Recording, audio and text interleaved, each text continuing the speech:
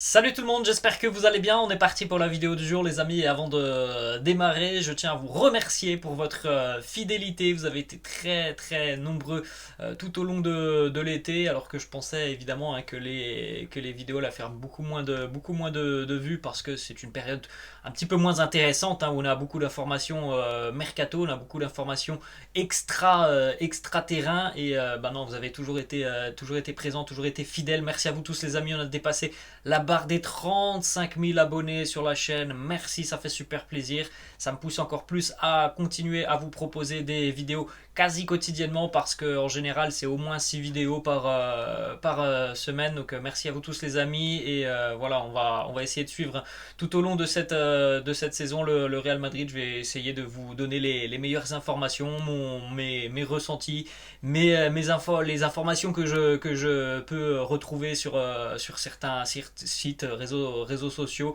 Je vais essayer aussi de vous donner mon avis évidemment lors des débriefs. Et voilà, la saison va démarrer dans quelques jours maintenant avec cette super coupe d'Europe. Nous on poursuit les amis avec une petite information qui concerne un ancien entraîneur des gardiens de but du Real Madrid, William Vecchi, gardien de but, entraîneur des gardiens de but sur le premier passage de Carlo Ancelotti à la tête du Real Madrid. Donc il y a un peu moins d'une dizaine d'années maintenant. Là vous avez notamment cette image avec Iker Casillas, malheureusement décédé hier à l'âge de 73 ans. On a une pensée pour lui, pour toute sa famille et ses proches. On a Carlo Ancelotti qui lui a envoyé un petit message aussi sur les réseaux sociaux. Carlo qui a été assez touché. Il a travaillé il y a quelques années encore avec voilà, William Vecchi. On poursuit les amis avec les deux unes des quotidiens madrilènes. Premièrement, on démarre avec le quotidien Marca Aura a la Guerra. C'est l'heure de la guerre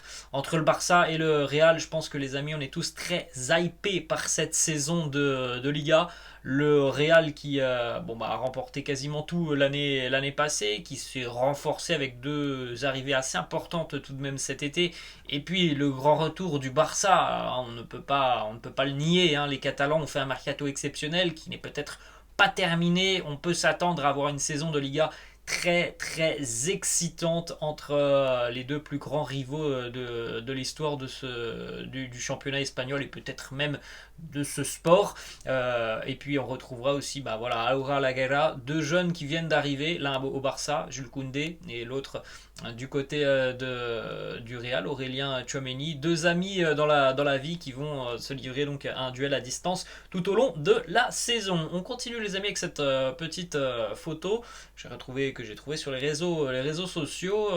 C'est aussi un duel cette saison entre des nouvelles défenses entre guillemets, surtout pour celle du Barça, mais pour le Real Madrid il y a tout de même une addition de poids avec l'arrivée de Rudiger. Donc on a Rudiger, Militao à la bas face, donc on parle évidemment plutôt de charnière, face à Koundé, Christensen et Ronald Araujo. Donc on a quand même beaucoup plus d'expérience et de réussite du côté du Real Madrid. Les titres, là si on compare les deux, les titres ils sont quand même beaucoup plus du côté du Real Madrid que du côté du Barça, où Araujo et Koundé n'ont jamais vraiment remporté quelque chose d'immense dans leur carrière.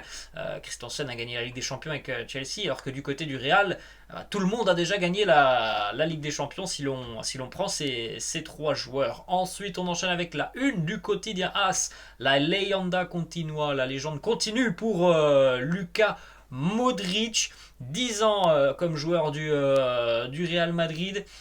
Il va être, pourquoi pas, cette année en quête d'une sixième Ligue des Champions.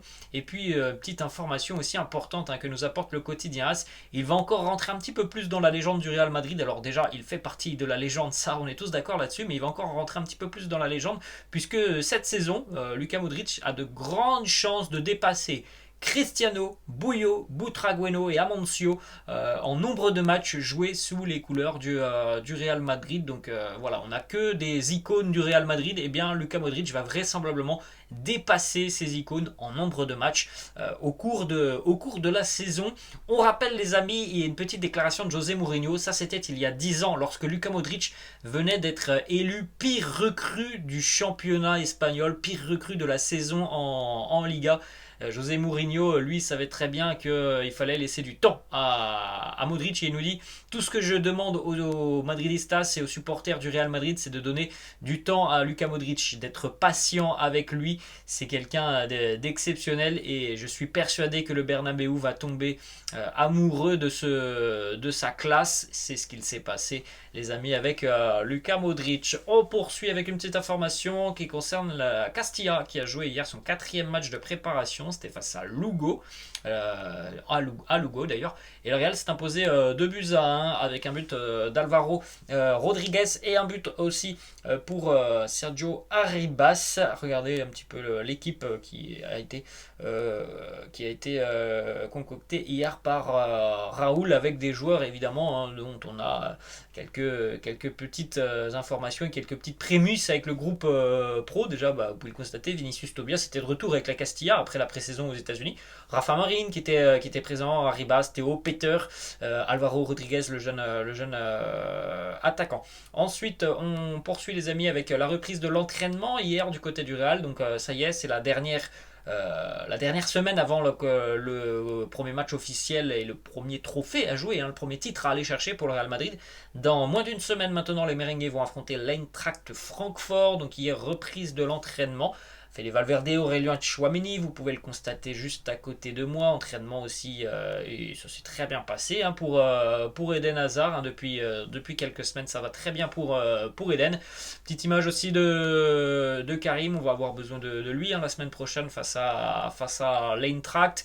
Et puis une petite photo aussi où on voit donc Rudiger, Camavinga et Tchouaméni. Et bon, on ne sait pas trop ce qu'il y a, mais on voit tout de même que Rudiger porte un petit bandage au niveau du haut du mollet, donc on n'a pas eu forcément d'informations qui sont sorties sur le pourquoi du comment. Après voilà, ça n'a pas l'air d'être très grave parce que déjà il est à l'entraînement et ça n'a pas l'air forcément de gêner Antonio Rudiger. Ensuite les amis, on a 2 déclarations de l'attaquant colombien de l'Eintracht Francfort, Rafael Santos Borré. Premièrement, il nous dit le Real c'est une équipe qui n'a pas besoin de grand chose pour vous faire mal. À cause de la qualité de ses joueurs, de ce côté mystique qui est nécessaire en Ligue des Champions. Avec Madrid, il faut toujours être attentif et préparé. Je pense que tous les adversaires du Real Madrid l'ont appris à leurs dépens la saison passée. Alors attention tout de même à l'Eintracht Francfort, les amis. On a vu le parcours exceptionnel des Allemands la saison passée en Europa League. Qui les donnait vainqueurs face au Barça? Je pense que pas grand monde avait donné l'Eintracht vainqueur face au Barça. Et je pense qu'au final, pas grand monde avait vu l'Eintracht aller remporter l'Europa League. Donc attention tout de même à ces matchs de reprise. Et surtout, l'Eintracht est une équipe talentueuse, il y a beaucoup de talent dans cette équipe, donc voilà, c'est pas parce que l'Eintracht n'est pas forcément un très grand nom du football européen que ça va être une formalité pour le Real Madrid. Loin de là, c'est une équipe bourrée de talent, cette équipe allemande. Autre déclat de Rafael Santos Borré qui nous parle de Karim Benzema. Il nous dit: j'ai beaucoup d'admiration pour Benzema, c'est un attaquant total, j'adore sa façon de jouer, il apparaît toujours dans les moments difficiles, on l'a beaucoup vu lors de la dernière Ligue des Champions, il mérite toute l'admiration du monde. Il a rajouté aussi que Karim méritait amplement le ballon d'or. Ensuite, on va continuer les amis avec des informations mercato. Premièrement, on démarre avec une information qui nous vient du quotidien Marca, et c'est vrai les amis que ça en devient lassant parce que tous les jours on a des informations sur l'arrivée ou non d'un nouvel attaquant. Donc moi ce que je vais me fier surtout aux paroles de Carlo Ancelotti il y a 15 jours qui nous disait le mercato est terminé. Alors peut-être qu'il y aura une surprise, je ne sais pas. En tout cas, le quotidien Marca de nouveau nous dit Ancelotti n'a pas l'intention de recruter un buteur cet été. Ce qu'il aurait souhaité Ancelotti, c'est Kylian Mbappé, ça ne s'est pas fait. Sa deuxième option, c'était Gabriel Jesus, ça n'a pas pu se faire. Donc visiblement, Carlo Ancelotti n'a pas d'autres envies sur ce mercato après les amis.